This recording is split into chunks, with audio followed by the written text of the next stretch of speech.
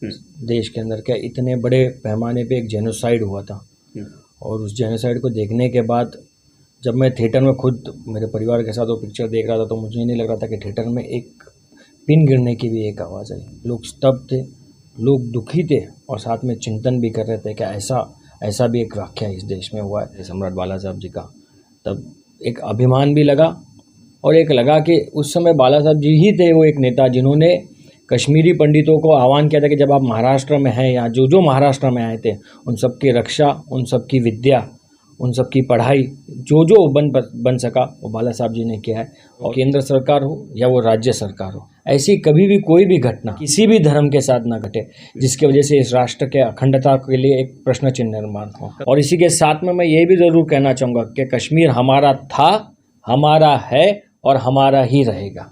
नमस्कार, मैं सचिन दीक्षित एक बार फिर से आप सभी के सामने हाजिर हूँ। एक ऐसा मुद्दा जो संपूर्ण भारत की जन जन में इस समय व्याप्त हो चुका है।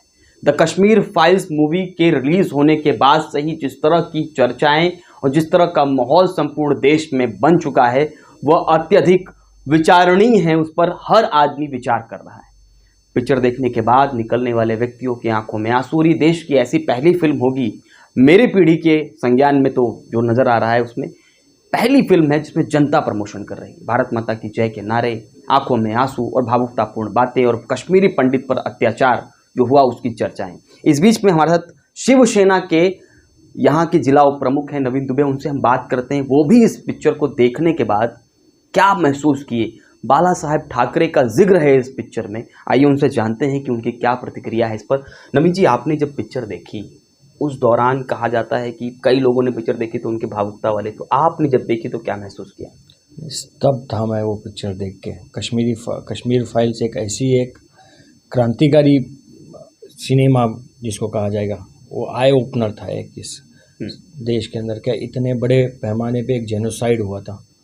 और उस जेनोसाइड को देखने के बाद जब मैं थिएटर में खुद मेरे परिवार के साथ वो पिक्चर देख रहा था तो मुझे नहीं लग रहा था कि थिएटर में एक पिन गिरने की भी एक आवाज़ आई। लोग स्तब्ध थे, लोग दुखी थे और साथ में चिंतन भी कर रहे थे कि ऐसा भी एक वाक़या इस देश में हुआ है जो कि मैं समझता हूँ कि बहुत ही दुखद और निंदा करने वाली घटना है। विवेक अग्निहोत्री ने जो साहस किया, इस पर आप क्या कहेंगे फिल्म निर्माता को? नहीं, ऐसी पिक्चरें बननी चाहिए, ऐसे पिक्चरों पे चिंतन होना चाहिए, ऐसे पिक्चरों के बारे में ओपिनियन होने चाहिए। और जहां आप देख रहे हैं, जैसा आप ही ने कहा कि इस पिक्चर के जो प्रमोशन है वो खुद जनता ही कर रही है।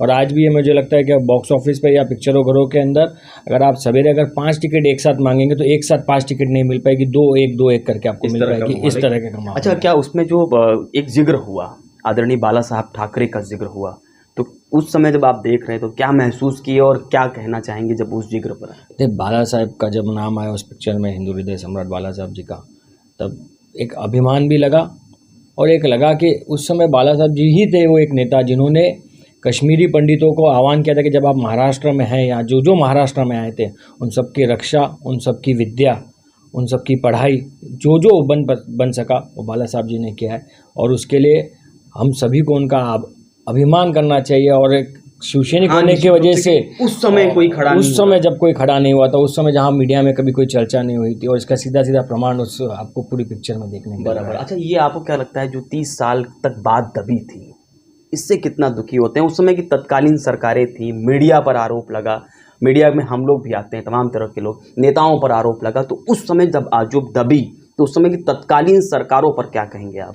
देखिए, मुझे ऐसा लगता है कि जो हुआ वो तो गलत ही था, लेकिन आने वाले समय में चाहे वो केंद्र सरकार हो या वो राज्य सरकार हो, ऐसी कभी भी कोई भी घटना किसी भी धर्म के साथ ना घटे जिसकी वजह से इस राष्ट्र के अखंडता के लिए एक प्रश्न चिन्ह निर्माण हो। कभी कभी ये क्या होता है कि इस तरह की फिल्में एक तबके की तरफ चली जाती हैं, तो उस पर क्या कहेंगे? नहीं, ये मैं समझूंगा कोई एक तबके की बात नहीं। देखिए, दहशतवादियों का कोई धर्म नहीं होता, ठीक है। आप मानते हैं बिट्टा कराटे के धर्म से? नहीं, ये किसी के धर्म के हो ही नहीं सकते। जो इस तरीके का नरसंहार करे, इस तरह के जेनोसाइड करे, उनका कोई धर्म नहीं होता, मैं समझता हूँ। और ये न किसी के धर्म को देखते हुए देखना चाहिए, बल्कि भारत में सभी धर्मों का सम्मान किया जाता है। हम सभी धर्मों को साथ में लेके चलते हैं और सभी धर्मों की सुरक्षा के लिए ही राज्य सरकार ने और केंद्र सरकार ने ऐसे कड़े कानून बनाने चाहिए कि देश में ऐसी कोई भी अनहोनी घटना कभी भी अभी और कभी भी भविष्य में नहीं घटे। और इसी के साथ में मैं ये भी ज़रूर कहना चाहूँगा कि कश्मीर हमारा था, हमारा है और हमारा ही रहेगा। बहुत बहुत धन्यवाद। ये थे नवीन दुबे और इन्होंने साफ तौर पे कह दिया कि कश्मीर हमारा था, हमारा है, हमारा रहेगा। लेकिन उन्होंने एक बात और कही, ये देश की अखंडता का सवाल था उस दौरान उस राज्य में जो कुछ हुआ वो निंदनीय था। कश्मीरी पंडितों को न्याय मिलना चाहिए, कश्मीरी हिंदुओं को न्याय मिलना चाहिए, निश्चित रूप से उनको न्याय मिलना चाहिए जो लगातार परेशान थे 30 वर्षों से। अब देखना ये होगा कि सरकार इन तरह की मूवीज़ आने के बाद कितनी जागरूक होती है, जनता में किस प्रकार का माहौल तैयार होता है और हमारी अखंडता जो बनी हुई है उसको कितने बरकरार रखने में सरकारें कितना काम करती है। एंटी करप्शन न्यूज़ के लिए सचिन दीक्षित, नालासोपारा।